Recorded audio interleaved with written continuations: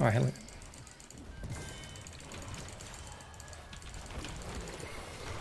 Bam!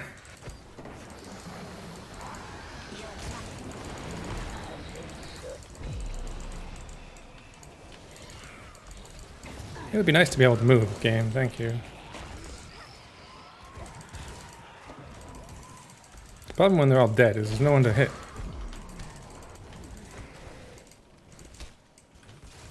Right wing. Heal over time. I mean, I haven't landed a single 20 darts. Let's do this one.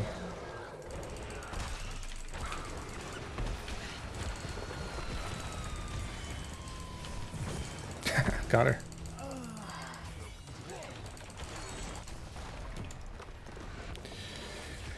Bam.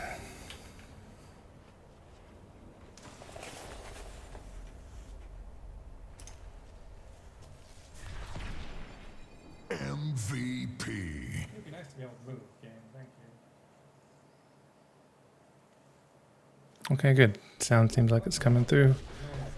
Game sound, my voice, everything's working. Oh. Oh, why not? Healer. Epic. Let's do this one.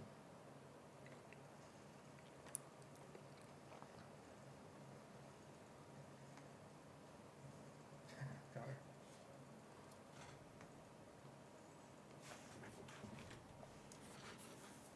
Bam.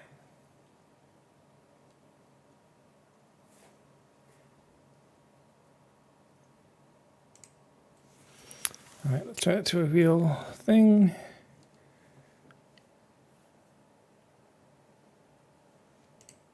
Okay, good. Sound seems like it's coming through. Game sound, my voice, everything's working. Oh, wow.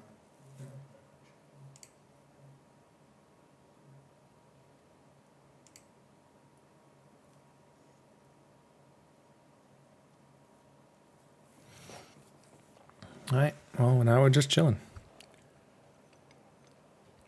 Hopefully no one's actually watching because I'm not going to be saying much because I'm not really here. Oh, I got a loot chest though.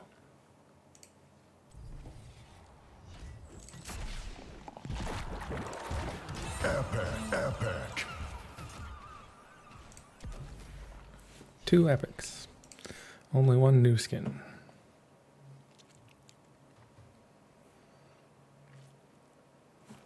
Okay, let's mute myself on the Twitch. That is really hard to see. We have apparently 6 people in chat, but only 3 people watching. I'm not sure how that all works. But there's nothing going on until 5:30 my time. That's in 6 minutes from now. Then we will hopefully start our game. I know. Crush Rider was streaming. They were just doing a warm-up game. Looks like they're not anymore. I see them looking at the map pool. So hopefully the captains are talking to each other and they will let me know as soon as they know what the heck is going on. I'm not a popular streamer. I don't have thousands of people in my chat, so I'm not going to try to fill dead time. I'm just going to hang out and talk to myself while I drink water. Tasty, tasty water.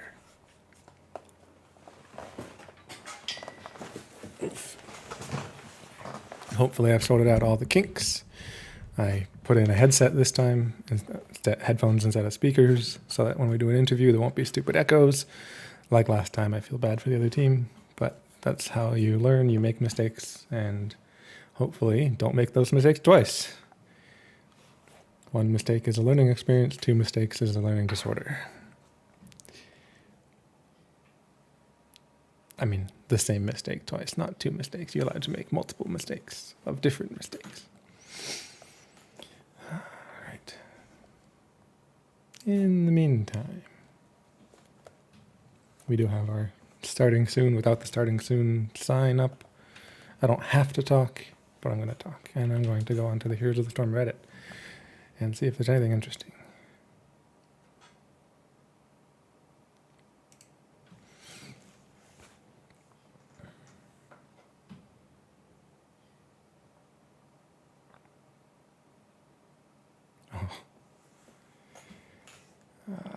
Reddit clips are fun.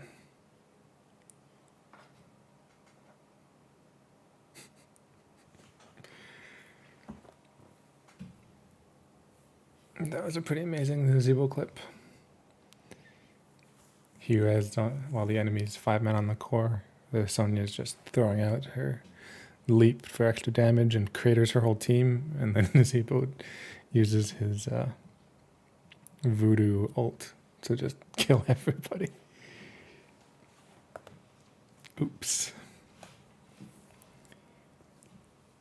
I realized I could switch the views and show everyone what I'm talking about, but I'm not going to. I'm just talking to myself while we wait.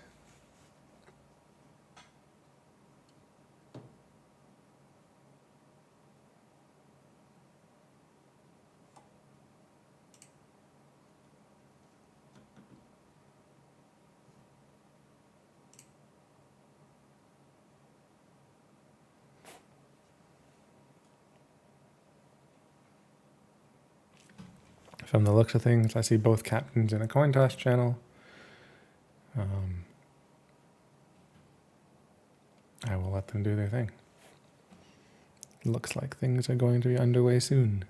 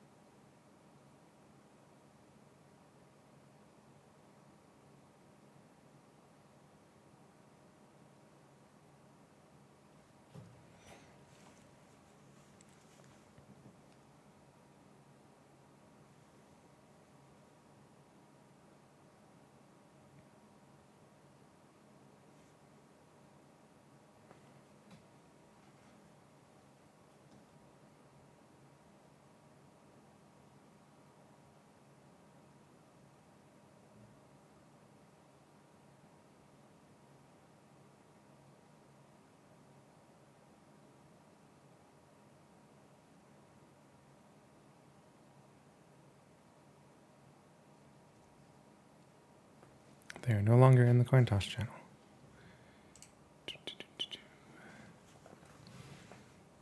I'm waiting on the outside, looking in and hoping that someone notices me.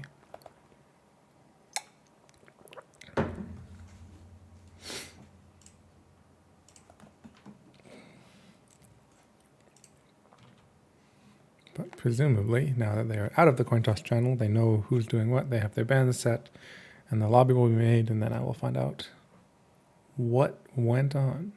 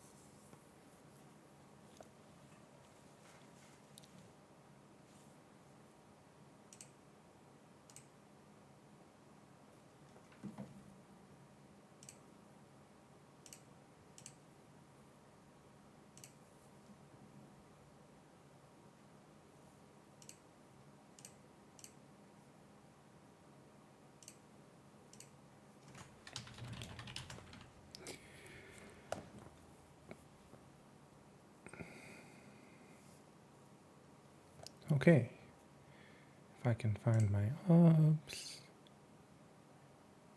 Map view. We are going to Infernal Shrines. Welcome everyone. This will be the official start of the stream.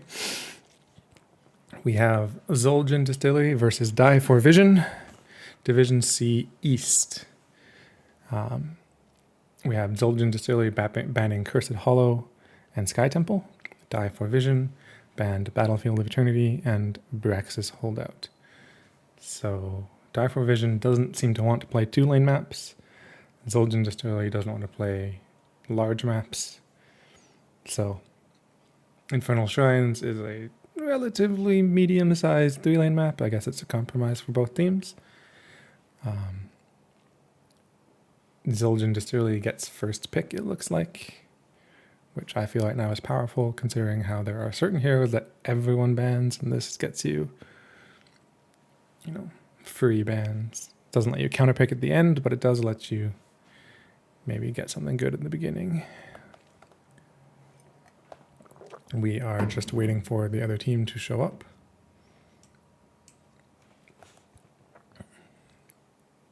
Maybe they are, considering their strategies for the moment before they let the other team. Maybe they're trying to get their portrait synergy up. Who knows? But we will be starting soon. And this ought to be exciting.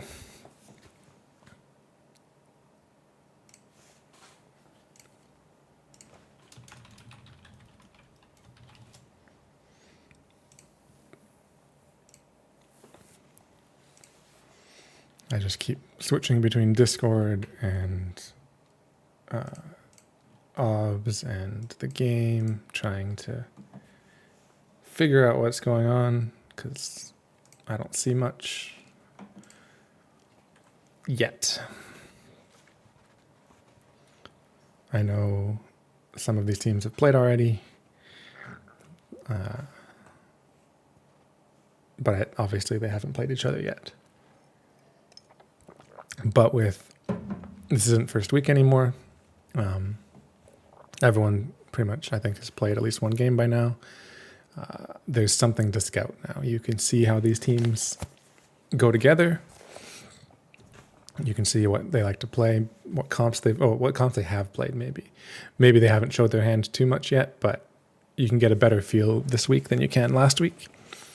And this is where the organized tournament starts to very much differ from Storm League, because you have a lot more information on all of the players of the other team.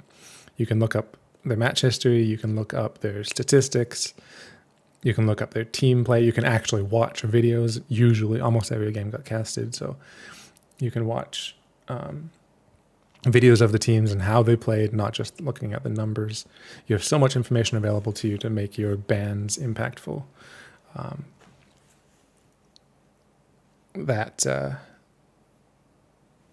This ain't Storm League anymore. The first week, you have some information available to you, but just not nearly as much.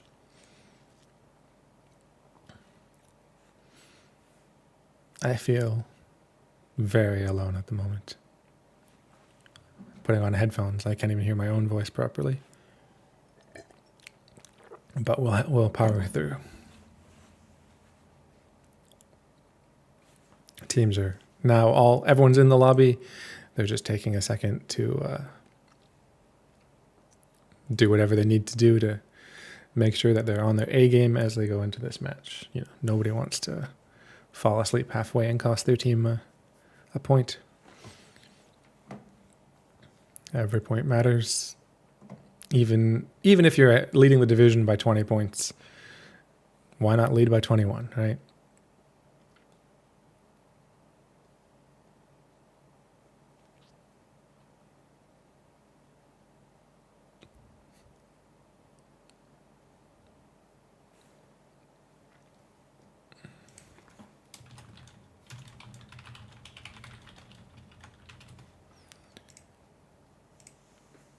I have no idea what they're talking about, but that's okay. Looks like teams are ready, and we will soon be heading into the draft.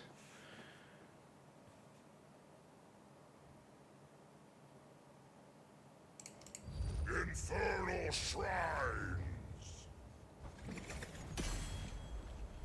Okay, Zul'jin Distillery gets first ban. And my only question is, do they ban Zagara first ban or second ban? Because everybody's been banning Zagara because banelings are just insane, and then giving her the attack range is insane. And she just sits on her towers and throws banelings at your wall, and there's nothing you can do except take damage. They're banning the Vala first. Very common ban. She isn't this like most broken, but she's the easiest to play and is strong. So if you don't have anything else to ban, they're probably going to take her if you leave her up, so why not? All right. And we have Die for Vision banning Zagara, which is a favor because that means that Zoltan doesn't have to ban her. So they ban Azmodan, and there's Stitches. Very popular tank right now. He got a bunch of new hook talents recently, making him, I don't know, just he has too many hit points. He stays alive too long, and when he lands a hook, you know, that person's in big trouble. He doesn't land every hook, he doesn't need to. If he lands 1 in 10, he's doing his job more than enough. And Stukov, he also recently got changed. So obviously the recently changed heroes tend to be more powerful. People like him. Stukov, level 1 reactive Blistzospores, activatable, resets your trait, spreads pustules that you don't have to skill shot them, they're just everyone around you. It's a little strong. Plus the cooldown if you're low hit points is a nice bonus too. Thrall and Mal'Ganis. So Thrall could be the solo lane, but Mal'Ganis puts him to sleep. Thrall roots him. They can't move for a long time. A noob and Kael'thas, that's some good stun and damage. A noob can go in or whatever.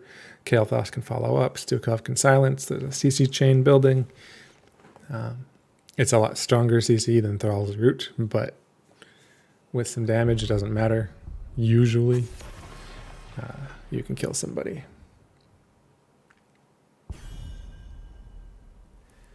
And they're banning Sonya. I mean, Sonya can probably beat Thrall.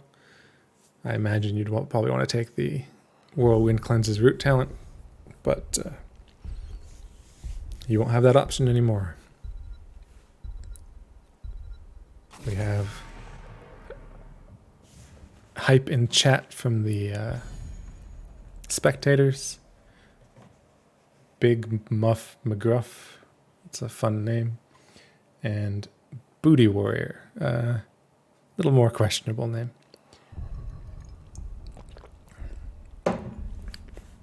But Bright Ring ban, no Fairy Dragon this time. Okay, now it gets interesting.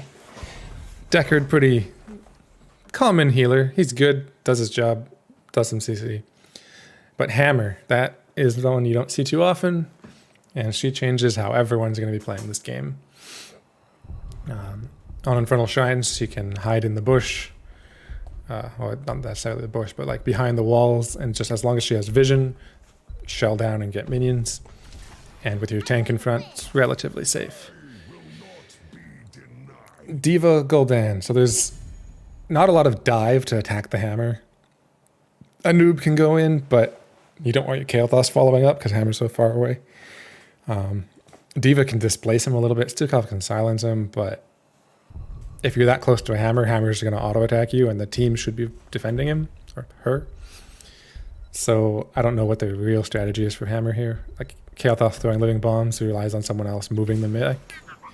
And Probius. So while Hammer's being annoying, Probius being annoying in the other lane. Unlikely Hammer and Probius are going to team up, but you never know. So this is unconventional a little bit. Obviously, Die for Vision's plan is to win the macro game here. And well, I mean, Gul'dan does good wave clear. Diva does pretty good wave clear. They can hold their lanes, but they're going to have to constantly be doing that, or else they're going to lose. And they're going to start losing structures if they let them up for a minute. Yeah, it's going to be a question of who does the better macro and who's going to win these shrines. I can see Die for Vision, depending on where they focus, they could easily get shrines. They could easily get macro. Similarly, if Zul'jin can hold them off, they'll be able to get shrines as well, and their macro isn't half bad. So anyway, DeWitt is on Anubarak, Cowboy Kyle on Diva, LED on Stukov, Crushinator on the Gul'dan, Ankle Shot on Kael'thas versus Die for Vision, Teeth on Hammer, Me Too Thanks on Mal'Ganis. A lot of B-stepping going on. Leonidas on the B-stepping Deckard, Atlas on Probius, Roy on Thrall. Let's hang out in the middle. Talents, we got some Beetles, we've got Globe Quests, there's the Ballista Spores, and Echoed Corruption. No life drain build coming here. Do it. Hang out way off in the middle of nowhere. Wanting to do a big peeling burrow charge. Maybe not so much. Big damage on Me Too Thanks, but not enough quite to secure the kill. But big roots coming out. Leonidas is B-stepping out of his mind. I'm not sure if there's some history between these players or not. Or if he's just a toxic guy, but maybe he's just having fun. On the other side, we got Gather Minerals for the turrets, Advanced Artillery, Time to Feed, hopefully not so much, and Rolling Thunder and Scroll of Identity. Die for Vision, taking bottom lane a little bit stronger, but there's rotations happening both ways. They're giving up mid for it. It'll come out about even. Camp's coming up. Diva, I guess pushing and winning kind of against Thrall, but Thrall's, kind of freezing the wave, but not quite. It died just in time to not freeze. But he's putting damage onto Cowboy Kyle. It's just costing him mana to do it. It'll be a question of does his mana last long enough to push her all the way back or not. Down on the bottom, they're warding the camp but not taking it. Hammer's clearing. Experience roughly equal. No real advantages yet. No kills yet. It's early. But Zul'jin is going for their camp. The shrine is top lane, so holding it doesn't really help you. Because when the other team comes up for the objective, they can clear the camp because they're already going to be there. Bottom camp would be nice to take when objective spawns, but very difficult because it's sort of contested. So they're going to take it now. Gives 45 seconds for Zul'jin to clear it out before the objective, so it shouldn't get too much extra value. Just the experience from stealing it. Taking it, not stealing it. Not everyone's a thief. That minion, that camp, is just out of tower range. It's kind of unfortunate. Thrall has to put a little extra work to clear it. In the meantime, Die for Vision taking their camp more closer to the objective time, but again, the whole team's going to maybe be there. No, they're pushing bottom. Maybe they won't be there. Maybe they're just going to give it up. Leave Diva up to clear the camp, give up the objective, and push the wall, push the fort. I mean, if no one comes, they got Beetles. They can just take it. No. Deckard to defend. That's not much, but they're going to go up. They're going to be late on objective, but they're going to be there in time to contest. Yeah, they're not going to push in mid. They're Diva in her little bitty form doing damage to the minions. 10 skeleton advantage. But here comes the fight. 16-2. They're sharking around. Hammer's in deep. Hard to get to her with the Diva, Mal'Ganis, Thrall in front.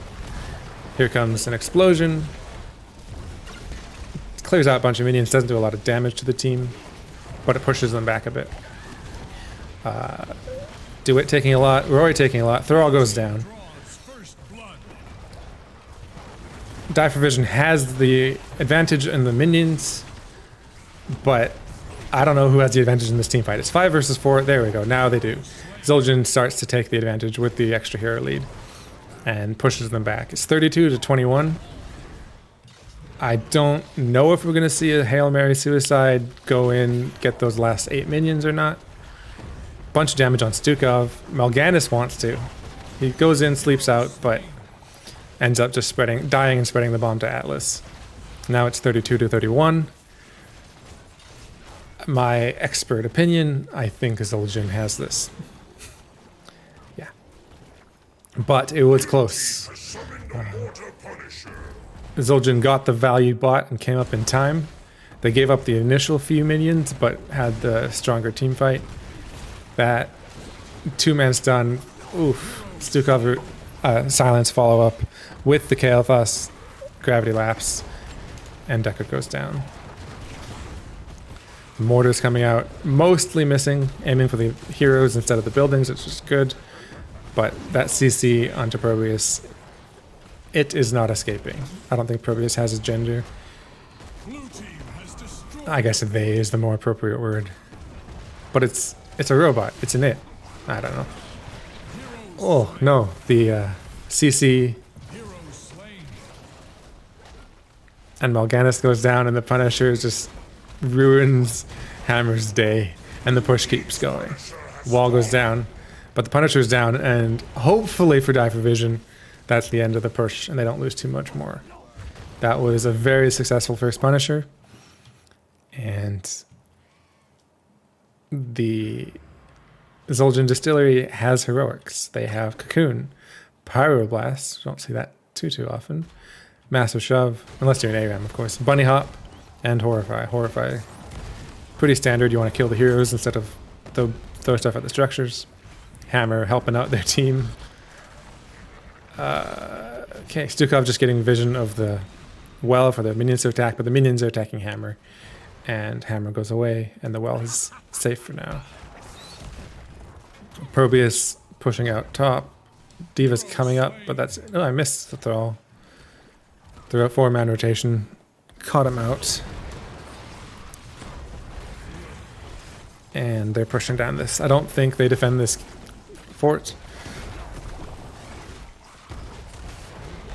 Not with beetles and all that. But they want more. A Zul'jin Distillery greedy team always wants more. Deckard's throwing potions on the Cocoon, but is it enough? The sleep peel, that's enough. With the root follow-up, but Hammer gets pyroblasted, and I don't know if there's enough healing from Deckard to save him. He didn't seem to have his armor. He probably used it out of the Cocoon. Horrify won't secure the kill. Massive ruby value. And Mal'Ganis is still here. The big root is 3 versus 4, but here comes the earthquake. Kael'thas is dead. They're turning it around. This is... I thought they were just trying to escape, but they wanted to get some vengeance. They CC'd Anubarak to death, and Leonidas comes in with the B-steps again. Meanwhile, I was wrong. Probius and Hammer teaming up in the top lane, pushing out the Diva. Probius wants to camp, but she's alone, and Diva's, as far as he knows, right there.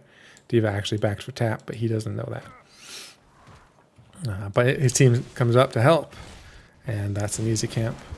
Diva trying to finagle to get all 3 in the one auto attack, but doesn't quite get the last minion, so it's going to take a little bit longer, take a bit more damage. Not a big deal. Die for Vision taking Siege Camp bot, that's good. Diva really taking a while by herself, but they collapse onto Mal'Ganis. There's rubies down there, there's a big root. Anubarak's in deep, there's the Lornado. There's the Horrify counter, but only the tank really caught. Another big root from Deckard. Big CC, Gul'dan's toast. Those slows, Deckard did not take Sapphire, so it's just the normal slows. Too much. In a tight corridor with Deckard roots, with the cooldown reduction from Cube Mastery, that's a dangerous place to be. And now Hammer's set up on the objective again. Diva's clearing top. There's a big wave for both sides up there. But with Hammer in the back and Gul'dan dead, I believe Die for Vision has the mega advantage down here, especially with D.Va not here. I don't think there's any way Zul'jin gets this in time. A couple of zoning ults. Speaking of ults, Nullgate, Napalm, Carrion Swarm, Earthquake, Lornado. A bunch of rubies down there as they secure. Whole team's full health, except for Probius, who just doesn't want it, because there's rubies right there, Probius. But she's fine. The Probius is fine. I have trouble with that one. I don't know why. Punisher gets baited over the wall. It's going down pretty quick. Gets cleared pretty quick. Gets the wall. Not too much else. Meanwhile, Probius is clearing the camp top. Mal'Ganis gets stunned out of Carrion Swarm because of the D.Va talent that stuns instead of knocks back. He is in trouble. Gets the potion, but still gets killed. Bomb goes out on Leonidas. No B-step. Kind of deserves it, but Thrall, Death Cry, Earthquake gets exploded. We have Potion of Revival for AoE healing potions instead of really big thick potions.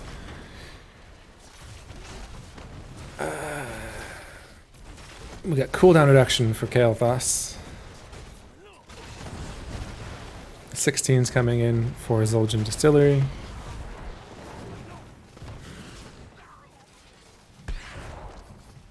I'm looking for any other impactful talents that I see. But I don't know all the talents of every character. The Zul'jin Distillery steals the camp. This time, they're getting it onto the healing well, and it's going to go down. Teeth doing his best to clear the camp before it does any more damage. But Zul'jin Distillery is on the fort anyway, so maybe they're the more dangerous target to deal with. Nullgate catches a few, keeps them slowed so they get rooted. Lornado doesn't quite pull anyone in. Master Shove prevents the sleep, and there's the disengage for Zul'jin. 17 to 15. D.Va's off on her own. It's 5-man mid, but they're spreading bombs.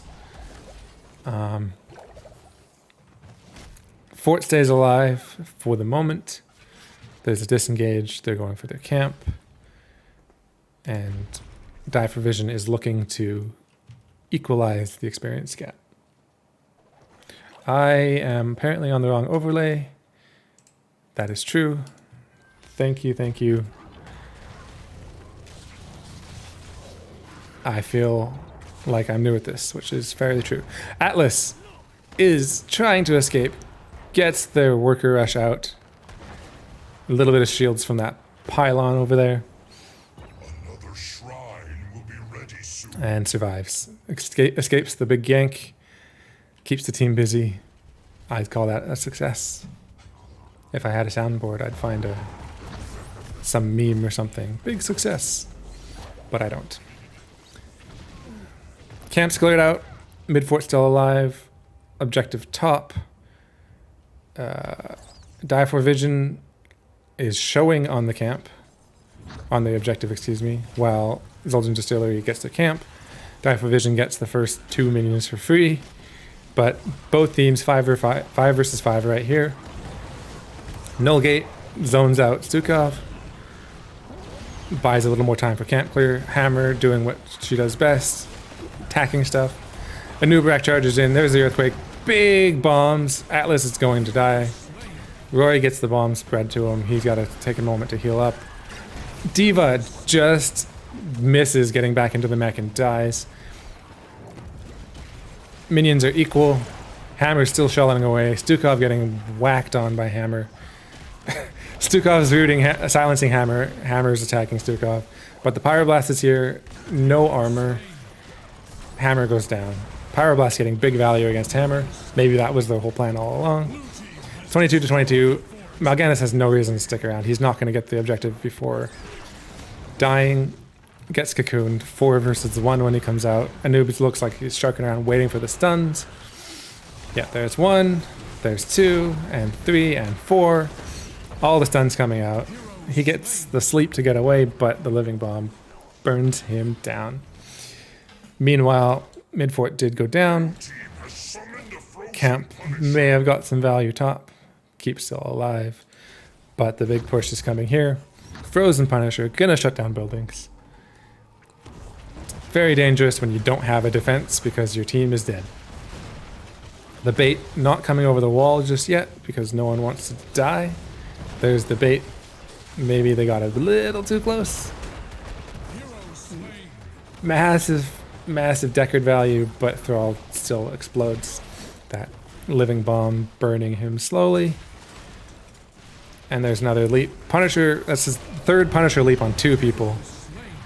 And the Horrify, Root, Silent, Stun, they just don't stand a chance. The only way you're getting someone out of that is an Anduin pull, I think. Or, I don't know, if you can pull off a Sanctification. But Punisher on core, 5-man on core, 2-man defense. And the CC chain onto Hammer. Hammer goes down. Core at 20, 13, 4. Core is dead. GG. Zul'jin Distillery takes game number 1. Let's see. I know how to switch scenes. Let's go to the game summary scene.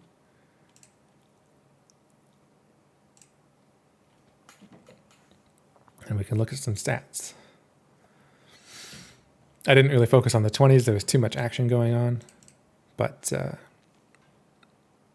healing, massive imbalance in the healing.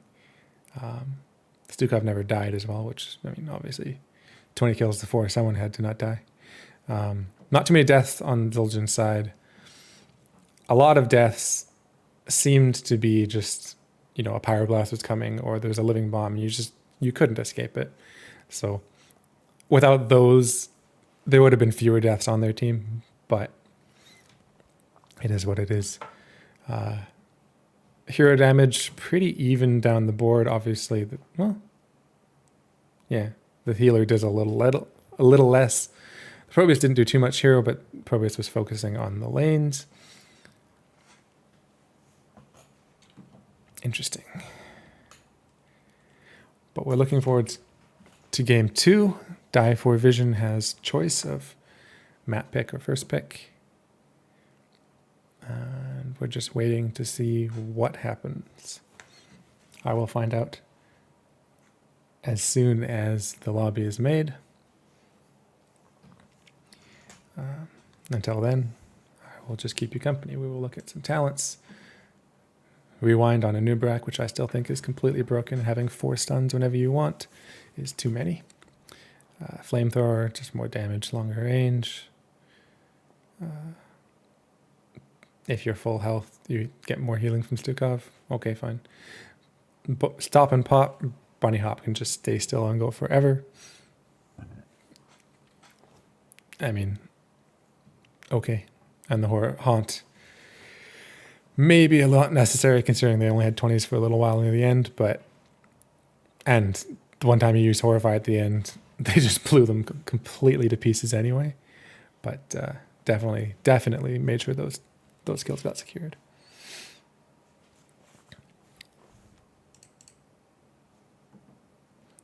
I think we're just waiting to see what map gets picked. And we'll start to get ready for the next one.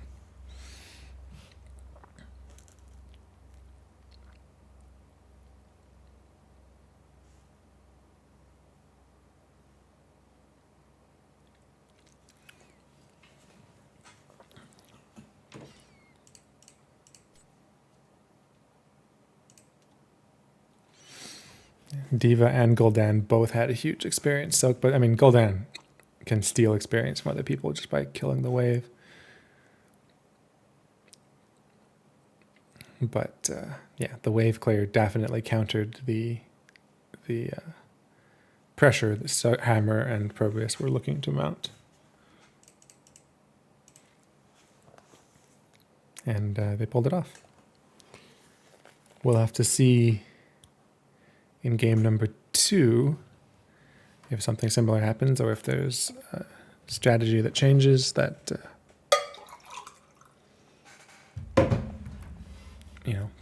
filled some of the holes or fixes some of the issues. Looks like we have a lobby, but it was improperly linked, so there it is. Let's see, map view. We are going to Alterac Pass. And it looks like Die for Vision picked this map. So maybe they have a plan specific to this map.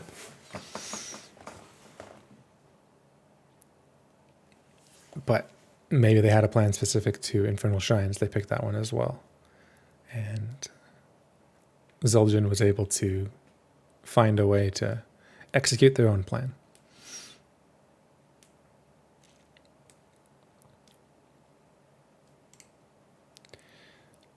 Looks like we are missing a single player, and then we might be good to go. There they are.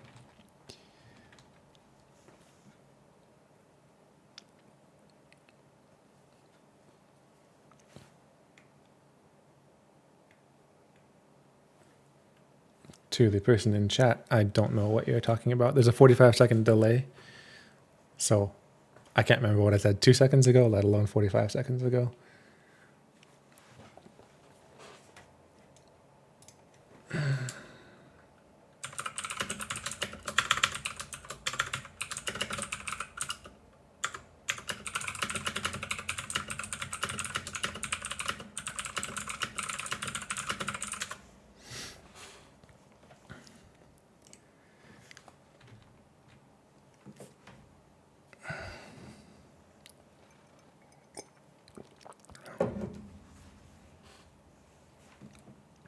But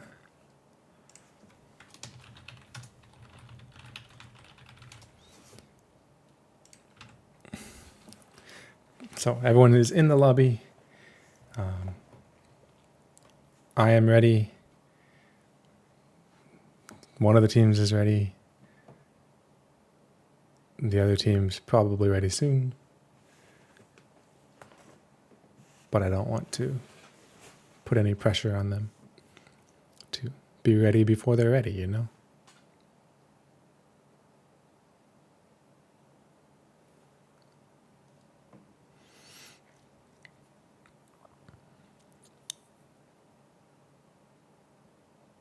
Okay, both teams are ready.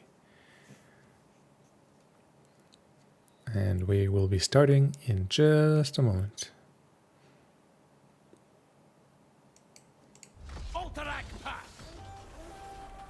And this time I will try my very best to switch scenes to the in-game scene when it is appropriate.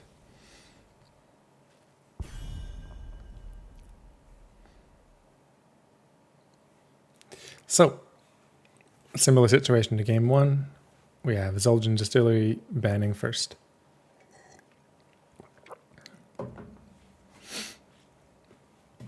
Also, I want to take this opportunity to mention that I hope Die for Vision isn't mad at me, because I slightly modified their team logo so that the little voice bubble is actually legible on stream.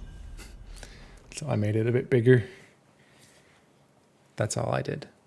Asmodan banned, Stukov banned. They clearly did not like those Stukov follow-ups to the Punisher. Vala banned. And Zayara banned. Bans coming out quick. Teams know what they don't want. Now it's a question of what do they want. Stitches did not get banned this time, and they just pick him right up. Stitches an Alterac Pass. He can hook people over the walls on certain objectives, which can be really painful. There are a few places where you can see the other team because your minions are spawning, and you can just get that one hook past the gate. There's no escape. Greymane May. Greymane for the camps. May for good zoning. Able to hold the objective pretty well just by keeping the other team back. You throw down a blizzard, and that's just a few seconds of they can't really engage. Can buy you some more time, can buy you some space, and sometimes that's all you need. Kael'thas again. I'm guessing we're going to see Pyroblast against that Greymane. It worked out really well against the Hammer and Anduin.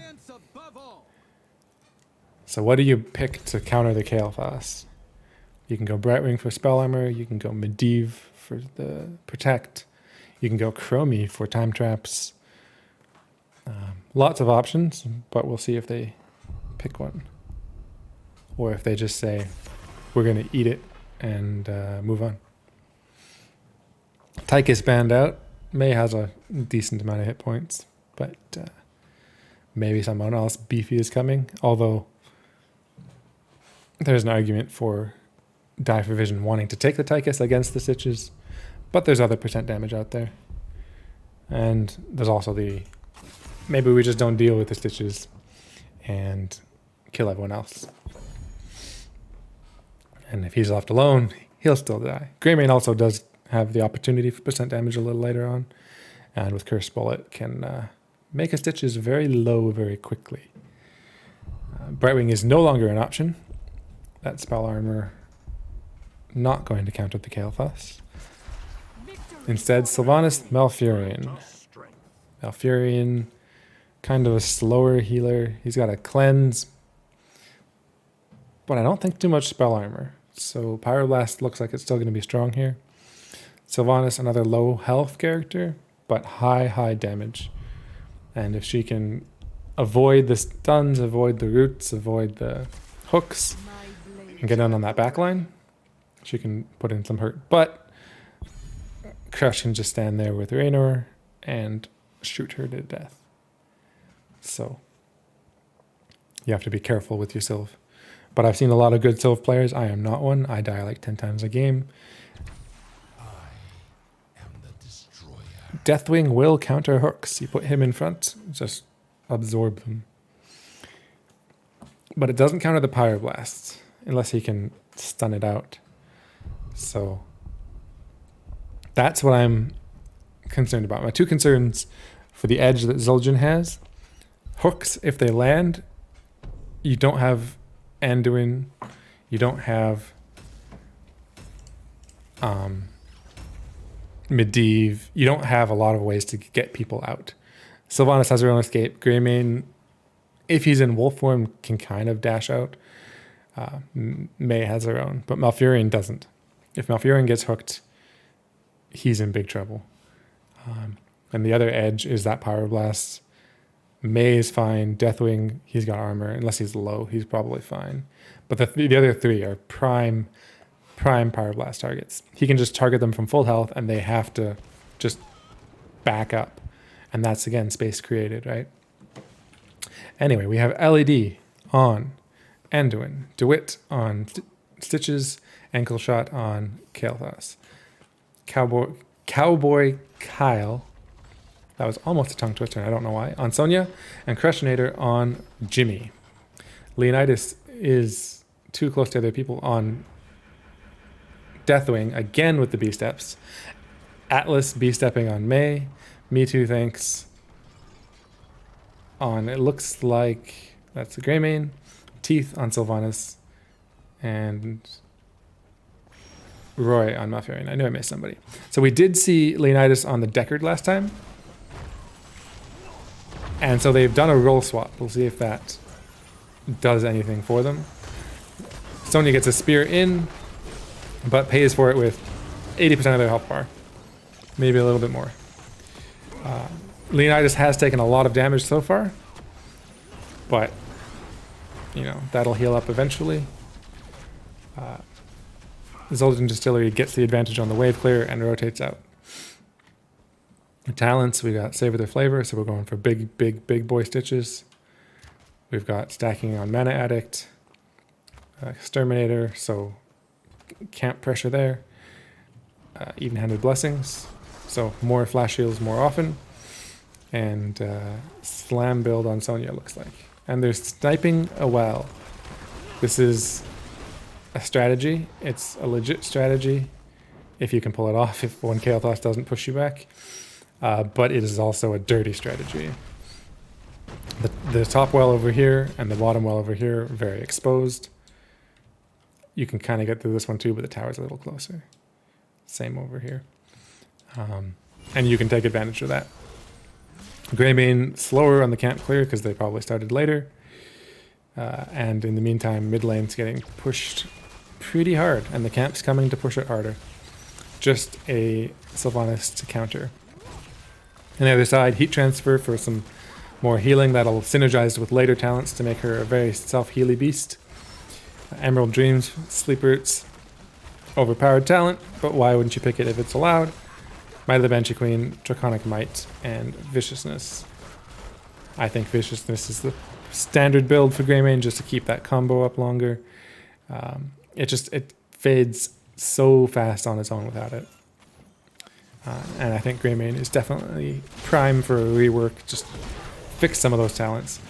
They go in on DeWitt. They get him about half, but the Black Arrows get a little more siege damage, but there's enough people to defend here. The gate stays alive. Zul'jin with the earlier clear definitely got the advantage. The hook onto Malfurion with the root follow-up. Raynor pummeling in damage. Not quite enough to kill, but it was close. Later levels, when they do more damage, have more abilities, heroics, etc., that hook is going to lead to kills. Leonidas landing on the Sonya, counter pushing the top lane. Experience, like 1% lead for Zul'jin Distillery, not too much, but the structure damage is definitely favoring them. Objective is up, but so is camp. Zul'jin goes right there, as expected. In the meantime, camp in 2 seconds for die for vision. And they go right to it as well. Again, earlier camp for Zul'jin. They push it in, try to get every advantage they can. Sylvanas alone to de-push it. Decides I'm not even going to go in against all of that. Gets hooked, has the wailing, shrieking, banshee, scream, whatever to get out. I know the name of it too. It's just not coming to me. And this fort takes a bit of the damage. Not too much. The waves here, it was always a lot of it. But the keep is taking splash damage from those gnolls. Or fire bats, depending on what you want to call them. We got hook talent. Get that percent damage on Deathwing. He's waiting for it. And he gets it. That's what I'm talking about. Roy has no escape there. Standing a little too close to that wall. Deathwing was there, but not in front. Roy was up against the wall, and that's why Stitches on this map is a big bully. That said, their team is holding the point. Their Stitches was hiding down here looking for hooks, so there's not really anyone to fight back up top. You're not getting any channel there, Sonya, I'm sorry. Standing in the fire, that's not how we raid in Warcraft. And 3 seconds, I don't think DeWitt's getting it, not with the blizzard underneath.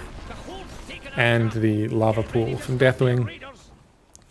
Die for Vision loses the Malfurion and First Blood, but gets the objective, and that's definitely more value than a Malfurion.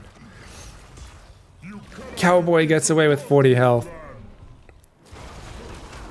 And the siege is on. With no Sonya to defend for about 15 seconds to get back to lane. Lots of damage is going to come through. The objective is going to come up.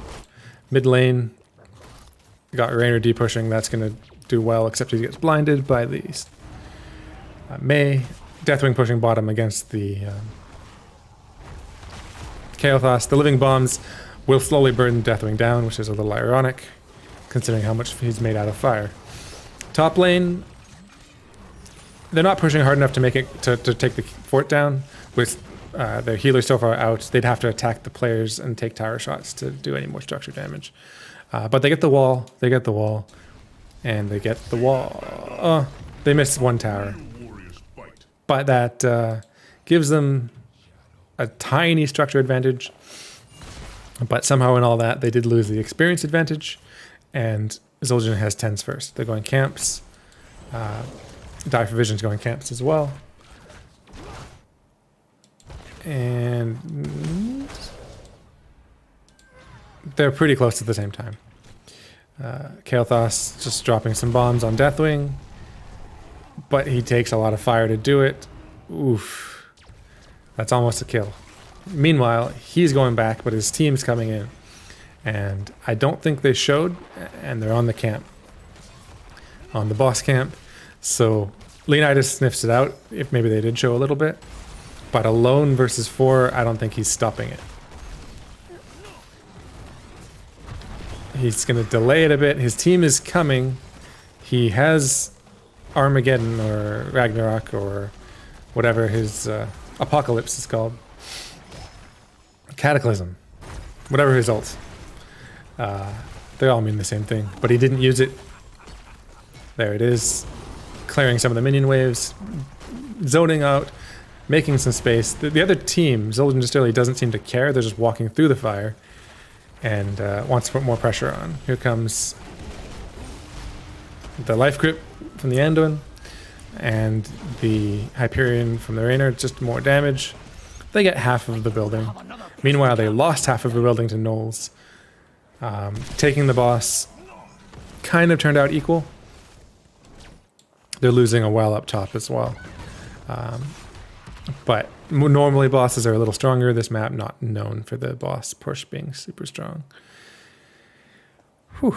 Okay, heroics. We've got Gorge, Phoenix, Hyperion, you saw, Light Bomb, and Leap versus Avalanche, Tranquility, Wailing Arrow, Bellowing War, and Curse Bullet. Camps being taken by both teams. Zildjian again a little bit faster, but that gives them the advantage to start the objective. There is time for both teams to collapse and defend this, or push this as they like.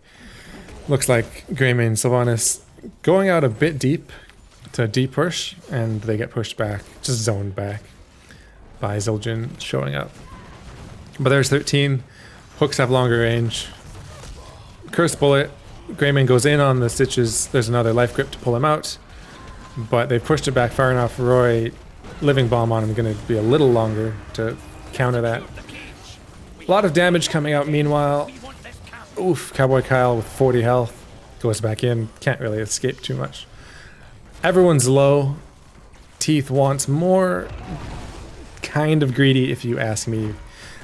There's the Tranquility to keep people up so they don't have to hearth. That hook, like sailing through the gaps in their clothes and their robes, not quite catching on, because that was close. Greymane going it alone, gets popped. Living Bomb. He did a lot of damage, but even at 40% health, that's the stitches. He has a lot of hit points. Deathwing escapes the fire. Stitches goes fishing. He was a bit far out by himself. Even if there was a hook, I don't think it's a kill. But that's objective for Zildjian Distillery.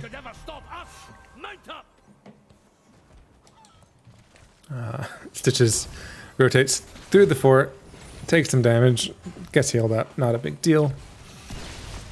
And the siege has already begun. Bottom fort is definitely gone. Sonya versus the Sylvanas. Pushing in. Sylvanas playing very, very safe. Waiting for the wave to come to clear it. 3-man defense bot. I still think that fort is definitely gone.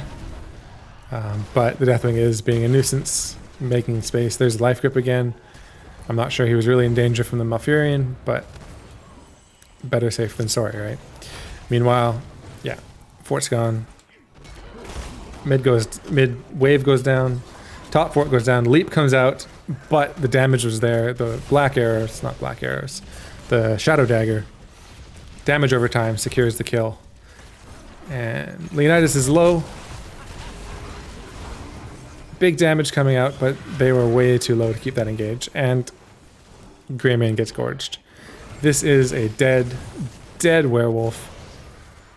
But the objective is cleared out. Not the worst time to die. It's a little unfortunate. But with no wave left, they're starting to take tower shots. They're not going to stay there too much longer. Hook stops at the tower, otherwise Teeth might have been in trouble. And they're still sieging. They're waiting for the next wave, pushing it in. They get the other tower, and bottom keep is opened up. Meanwhile, mid and top, they're just fine. For the moment, anyway. More camps to take, more camps being taken. That's the mantra of the map. We have blizzard talents from the Mei for cooldown reduction and damage reduction. If Mei can land a big blizzard, that'll have the opportunity to turn a team fight. Unfortunately, they haven't had too many big team fights because there have been 3 lanes to defend. A hook life grip onto Sylvanas with a life bomb. That is the combo they were setting up. Executed perfectly. I've seen teams try to do it and mistime the light bomb. But when you land it, what can you do to escape it? Obviously not get hooked forehead, but you know, with his long range, you don't see the hook coming all the time. It's hard to dodge some of the time. And that means boss for Zul'jin Distillery. And mid camps gets cleared, but boss is pushing and objective in 5. Sylvanas will be back. They do have all ults available, and Zul'jin is down ults for 20 seconds. So both teams have 16, but Dive Provision does have the slight advantage for the next 10 seconds, but they're using it to take a boss. Sylvanas alone to clear out the top boss. Hook anticipating a move that wasn't made, doesn't land. Sylvanas doing the damage, she'll clear it eventually. This boss should take out this fort, but they have 25 seconds to get there. That'll take them 10-15 seconds alone, and that means they have 5 to 10 seconds to actually push them off the fight, off the point, and rechannel to prevent the objective from going over. Greymane didn't even back, so I don't think they're even expecting it to happen. There's the leap from Sonya. Snowball doesn't land, and Mei, stuck in the mud, doesn't escape. Hook looks like it went right through Deathwing, but doesn't grab anybody. Curse Bullet goes out. Bunch of damage, but into 5, you're not going to charge in. There's no chance for that kill. He did go Eager Wolf, not Alpha Killer, so there's no % damage. But he's going for attack speed, which is more damage overall. Just not as big bursty as Curse Bullet, dive in, attack, attack, attack, kill someone, right? Leonidas, high health, but only 10 armor, hasn't flown to restore armor. That's a hook on Sylva again. There were so many people grouped up, had to hit somebody. Perfect combo again. The Banshee Wailing Shriek. What's it called? Anyway, it came out, but obviously not enough time to activate it for the Unstoppable. Deathwing doing what he does, burninating the village to finish clearing the top. Keep went down in the meantime. Bottom is still far pushed out. Mid keep, the objective is cleared. Leap doesn't land. Hook does though, and that's a Malfurion in big trouble. Doesn't quite, it looked like he wanted to get the root out, doesn't quite get it. Got a Moonfire instead. And so there's no counter kill, even though Zul'jin Distillery very low. Anduin will heal that up relatively soon.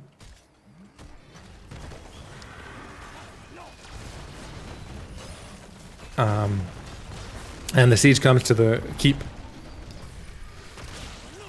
Got the Rainer killing the wave pretty quick. They're not stepping up through the lava pool to finish it off. That hook inches away from teeth,